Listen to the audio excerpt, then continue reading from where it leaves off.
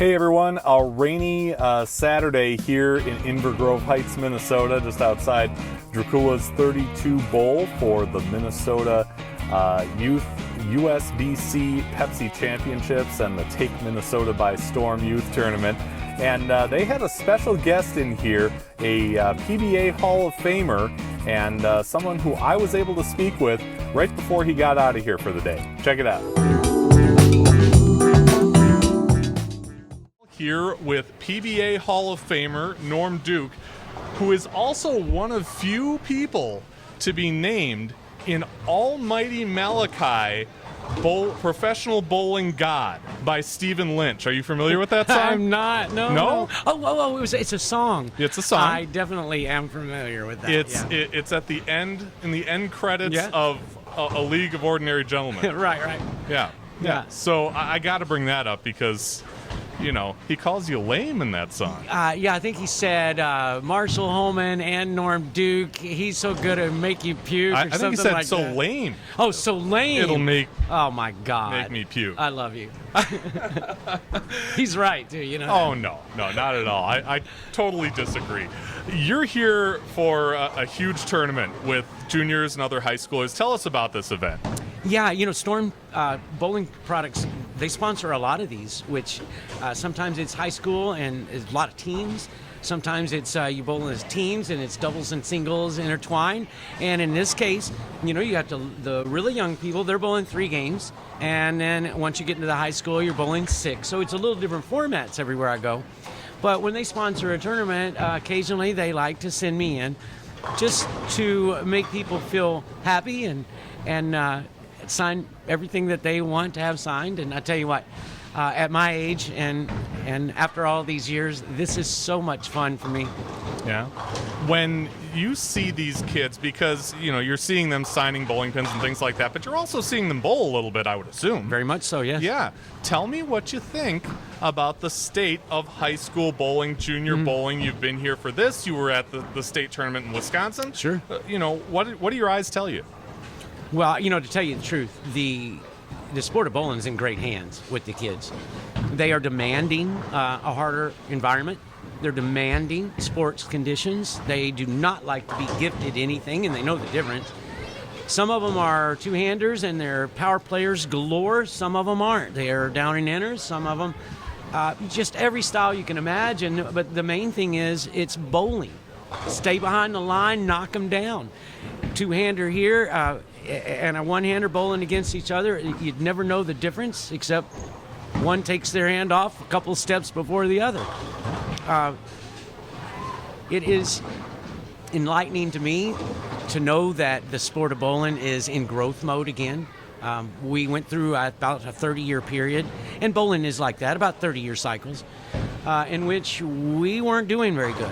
And I think the reason is because it was just too easy. You know, you play chess for life. Mm-hmm. You play checkers for a couple of days. And I think that we got caught into that, where the proprietors are saying, look, I can't compete with the other bowling centers in town unless I have a great condition that produces all these honor scores.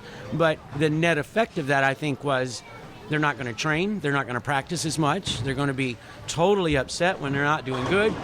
We didn't train them near as good as the kids are being trained right now. And I tell you what, they're going to take bowling, put it on their shoulders, and they're just going to march it. And I love it. Yeah. For some of them, you know, the dream, and I would assume a vast majority, the dream is go to the PBA, go to the PWBA. You were a teenager when you went out on tour. Is there any way to explain how tough that could be for these kids now, knowing what you know from then? Yeah, you know, there were a lot of dynamics going on. First of all, we did not have high school bowling. We didn't even have college bowling. In fact, one of my first events, I was in a practice session, and I was walking off the approach, about done, and there was Pete Weber. He was 19, I was 18. And he stuck his hand out and he said, hi, I've heard a lot about you. It looks like we're going to be out here for a long time. We were teenagers, for goodness sake. And now Pete is 60 and I am 59. We're still best of friends. But we've seen a whole lot in those 41 years, I guess. we have now a progression, a stage, so to speak, where you advance to those levels. Pete and I, we went on tour and we didn't have a choice. After, let's say, 2 or 3 or 4 or 5 years, if you weren't doing so good, we couldn't just back up and say, okay, I'm going to go now and pursue my my education, or I'm going to utilize my diploma. No, can't do that because we didn't have one. And so we were kind of stuck. The kids nowadays, they're not stuck. And they know through college whether they're capable of going out and pursuing their dream. Pete and I had a good idea that we could, but we didn't know. We were just guessing. Sure. And now we can absolutely know which one of these kids are going, when I say one, which of these kids are going to make a name for themselves. We saw E.J. Tackett, Anthony Simonson coming. We saw Belmo coming. And like I said before, bowling's in good hands, and partly as a byproduct of having at least a staged system now.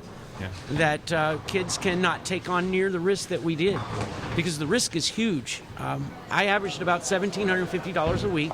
That was my risk. If I didn't make a check, then I lost $1,750 on average, sometimes more and sometimes less. No fun, Andy. No. Or Andrew, I'm sorry. So look, anytime you're going into professional sports, it's not about being good. It's about being great. Yeah. If you're not great, then you're just somebody that's out there, let's say a journeyman. Well, what kind of future is that? Especially in bowling, when we didn't and still don't to this day have a retirement fund. Yeah. So that's a little difficult for us. So we're so very proud of at least the bowling industry stepping up and giving us now the adequate platforms to advance through.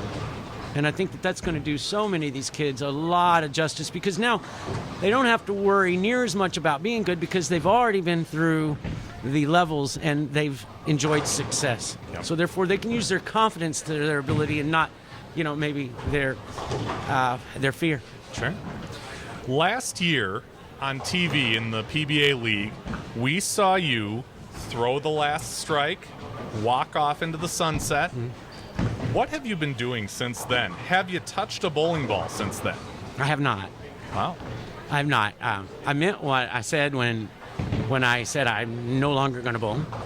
My last shot for singles was for the Masters on the kids' side. My last shot for score was actually for the other team, as you just mentioned. It was for the Portland Lumberjacks fill ball and not my Dallas Strikers. It was the greatest end that I could imagine.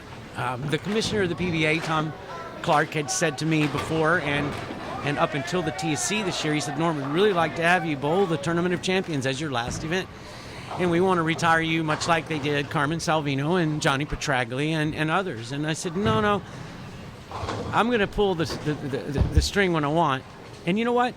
Don't worry. Something will happen. Something that maybe we don't see coming. Well, we didn't. We didn't see that coming. First of all, I couldn't have thrown the shot for the Portland Lumberjacks unless they had already had it locked up. Yep. So it was just those two teams saying, we'd like to honor Norm. God, I can't even express how monumental that was for me and my family. All right. Sorry about that. Good Christ, my family was watching that. What a way to make them proud. We do have some It hit you in the feels. Oh, my gosh. In the Senti area today. I cried that day. I'm crying right now. Because it was so very meaningful. And then to have Wes Malott pick me up and to show me, that much respect, that much love. And keep in mind, Wes and I bowled doubles together for 10 years. So that was, it was epic. Yeah, it's a day I will never forget.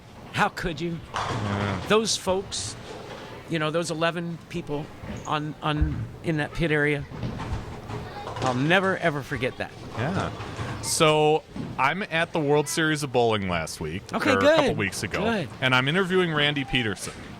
And he's talking about how when you're out of it, and even in his job where he's talking about these guys, this wave of feeling comes over him like, man, I'm doing this because I don't have it anymore. I can't compete, and it's hard. And he said, people like Troy Aikman, I believe, feel the same. It's really hard to give that up. Has it been hard, or is this just, hey, my word is my word, and it's strong, and that's it? Hey, look, I stretched it out quite a bit. So for about the last 10, 12 years, I couldn't wait. I really couldn't wait. I did not have retirement, so therefore it's not something you can just say, all right, I'm done. Yeah. I'm going to go get a job. I knew that my job was secure, but I also knew that I wanted out. And it was only because of the grind. And to put it in perspective, the last 8 years I bowled both tours. Yeah. And so you're your own travel agent. Flights, hotels, rental cars, every single thing that happens in transportation, we do. So therefore, you add that to the training, you add that to the travel, you add that to the actual performance. And people say, wow, y'all bowled 42, 50 games last week. Wow, that wasn't all we did. We also trained immensely for those events. And it just gets to the point where, at my age, I had to train harder and harder in order to be competitive, as Randy was mentioning. Yeah. And so I found myself working twice as hard for a little less. And I just couldn't wait to get out. So to answer your question, no, I do not miss it, not even in the least. Sure. I still love bowling. I still love the bowlers. I still love the atmosphere. I love watching. I mean, how good was that finale, right? So good. Unforgettable. Yeah. Those are the things that I will never miss because I get them all the time, right? Yeah. Bowling, I do not miss bowling, only because for 41 years, that is all I did. And I got to the point where I really wanted out. And then when I got out, I was sent off in a perfect manner, and I have now been able to enjoy not having to train for bowling, not having to worry about whether or not my family is going to be secure financially. And it was just a dream come true, and now I'm living the dream. Yeah. It's cool as heck. I tell you what, I advocate it over everything else. Yeah. You've seen guys on tour come and go. Yes. And you mentioned E.J. Tackett already a couple times. Can you look at this season, and we're recording this on May 6th. May 6th, okay. So we know that he's, again, the 1 seed in the Players' Championship. This is the kind of season that people are starting to really marvel at because this is historic proportions. No question Is it about not? it. Oh, there's no doubt about it. Look, we got 5 titles already with 2 majors, and he sits atop of the field this week as well. It will go down in history as one of the greatest seasons ever. I know what my best season was. He is now bettered that. Wow. 5 times in 1 year. I mean, that doesn't happen very often. Yeah. Mark Roth did it. I did it. With a lot more events over the course of the year. Well, not really, because I missed 11 in the summer due to injury. Okay. So it was probably about the same amount of events for me. But for Roth, yeah. Yeah. And Roth won 6 times, by the way. So there are those monumental seasons. This will be one of them for the record books. There's no doubt about it. I mean, and to think that he's doing this while Jason Belmonte's in the field. Like everything that I did, Walter Ray was there. So was Earl. So, I mean, everything that Walter did. Norm was in the field. So was Earl. Pete was in. And when we look at those fields with Anthony Simonson and with Jason Belmonte and others, all those others, yeah, Tackett. Holy cow. And then his brother makes the show as well. We got 2 Tacketts on. I love Zach. Yeah. Zach beat me in the Masters one time. Zach, I'll never forget that. That's awesome. Yeah. This summer, a lot of the bowlers across the country are going to be coming back to the Milwaukee area for this PBA LBC tournament. Yes, sir. And as many of us know, they're competing for a trophy called the Duke. The Duke. How did that come to be? The commissioner called me, Tom Clark. He called me and he said, Norm, we want to honor you. And we thought about it many, many ways, but this is the way that we really would like for you to grab a hold of. And he said, we'd like to make the trophy of the PBA LBC in your honor. And he said, we have a bronze we'd like to show you. And he sent over a 3 or 4 pictures of it, and I'll tell you what, I just went, yeah, heck yeah. And so now, let's say that this event lasts for 50 years or 100 years or something, outstandingly long. I get to be around. I won't be around, but I'll still be around. Oh, yeah. And there's things like that that are the ultimate honor. So for the commissioner to call me and say, like, we want to honor you in this way, man, oh man, thank you, Tom. I appreciate that. Yeah. That goes a long way of the Duke family, I'll tell you this. I believe it. Yeah. So moving forward, I mean, you've been to Wisconsin. You're coming here. You're doing these appearances. What's next? How much longer do you keep doing this kind of thing?